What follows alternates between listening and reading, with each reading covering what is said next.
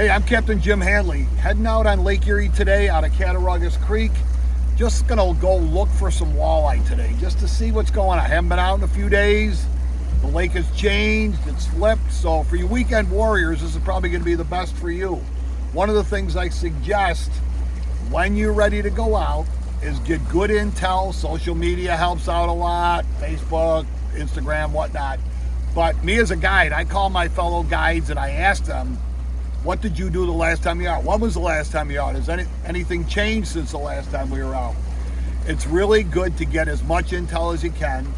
And we'll just go through the steps of what we're looking for. If we don't catch them today, I'm going to show you we don't catch them. We're going to show you what we look for in the depth finder, last places we caught them, things like that. So stay tuned. And hey, if you like content on this channel, please like and subscribe.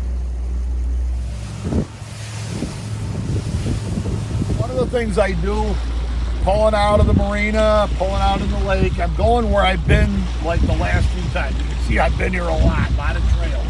And I'm looking to see if I see any fish on the graph. I'm going to graph over this several times, see what shows up. If nothing shows up, then I start moving to the other spot. But I did see a couple fish. And on the graph right here, this extra little rebound here is the sensitivity is turned up higher because I want to see fish. So when it's really, really hard bottom, I get that change. You can see the change coming up here on the bottom. So I'm just going to idle back and forth over this several times. All right, so we've already established that we've got fish here. We're rolling along. Jeff's along with me. This is Jeff Jarzynski. He's a buddy from when we were kids and fishing together. So anyway, so we are letting our rear lines out. We're bottom bouncing over the spot where we just saw them.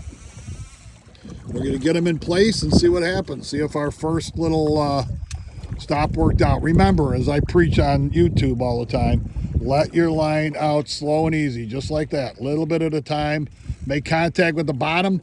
Once you make contact with the bottom, lock them in. Go a little ways, maybe, you know, another just a couple hundred yards, and then check them again so they're on the bottom. Really important. All right, so Jeff's going to demonstrate how to put a crawler on the hook the proper way so that it keels. I think we just got a little bottom deal there. Put the tip of the crawler on the first hook right through the tip. Put the second one back behind the collar so that the worm is on the hook hydrodynamic. So in other words, it's nice and straight on the harness as it's going through the water and it doesn't spin. So that's the way you want to have it. All right, so we hooked up here. Let's see what it is. On the front rod, this has 6 ounces on it. And one thing is Jeff is doing, slow, steady crank. Keep the rod tip straight, no pumping. We never pump when we're walleye fishing because they will come off faster than anything. All right, so I'm gonna get the net and see what we got going on here.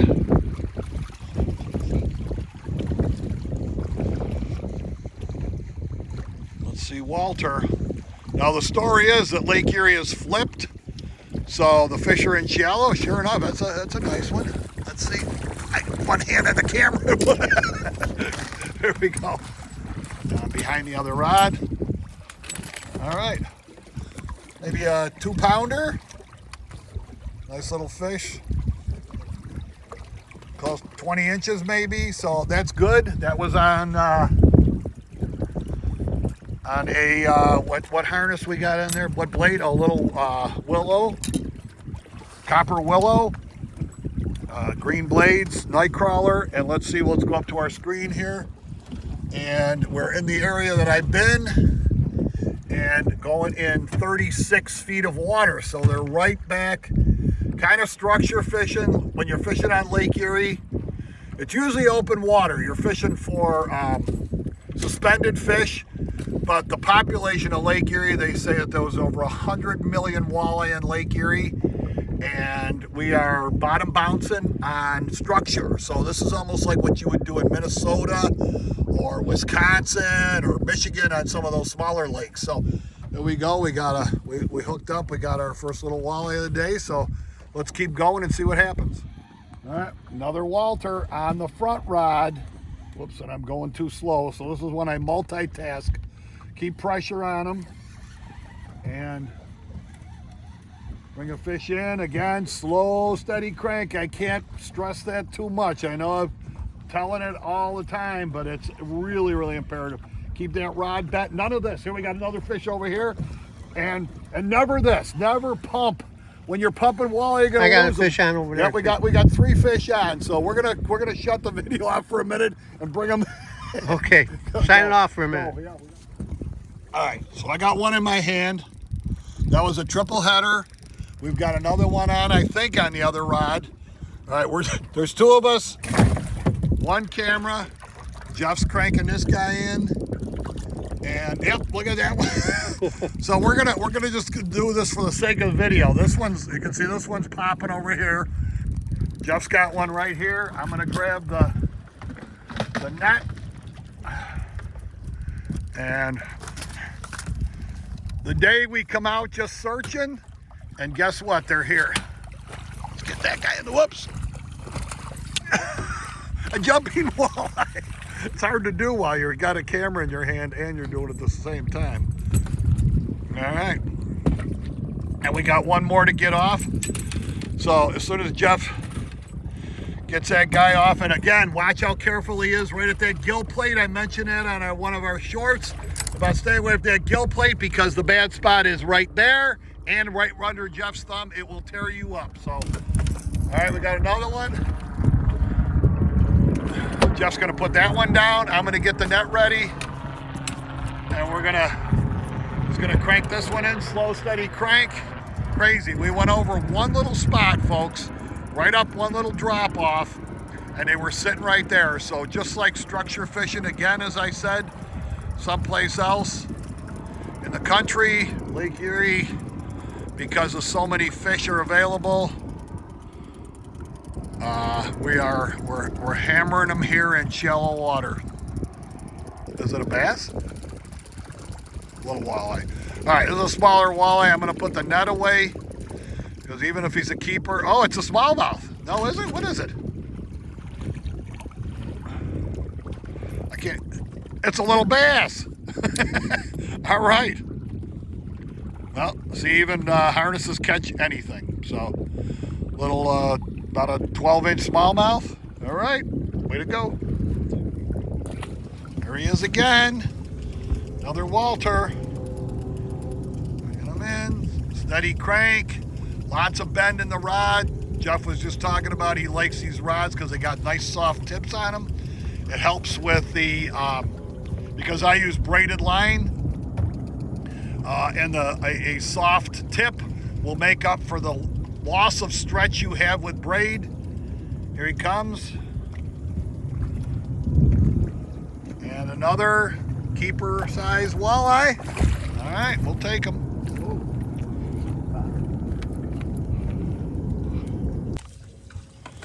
All right, another one comes aboard. Hitting that brake line each time we come up and down that brake. We got them. These are like cookie cutters today. They're all about the same size. So coming out, not having been out here again. We just repeat what we did. We just decided to come out. We haven't been out here in a few weeks. And checking the last places we fished, checking on intel, social media, calling friends who've been fishing the lake, getting some information. We know that the lake flipped. The water temperature of Lake Erie flipped, and that temperature changed quite a bit in the deeper water. Jeff said he checked the, where was it? Noah. Checked NOAA, and it showed that the lake had flipped and where the temperatures had changed. Beautiful walleye. There we go. All right.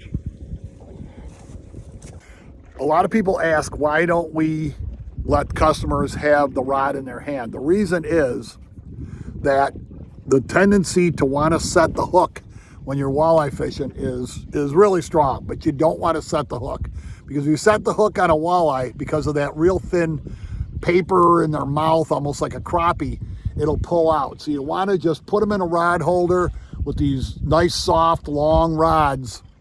The walleye hook themselves, and that's what we want to do. All right. So to close out what we did today. We're fishing with bottom bouncers, but that's not how we started out. But here's our rig anyway. Here's our bottom bouncer. I make these on a 3-way swivel, little bead, so in case you crank up too hard, doesn't go through the eye and break your tip top.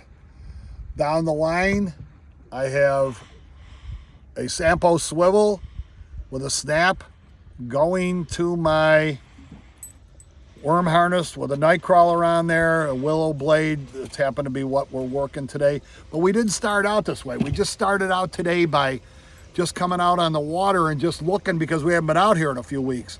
So we went to the last place we fished. We started there. We were successful. They showed up on the graph. We got a bunch of nice fish, so it worked out really good.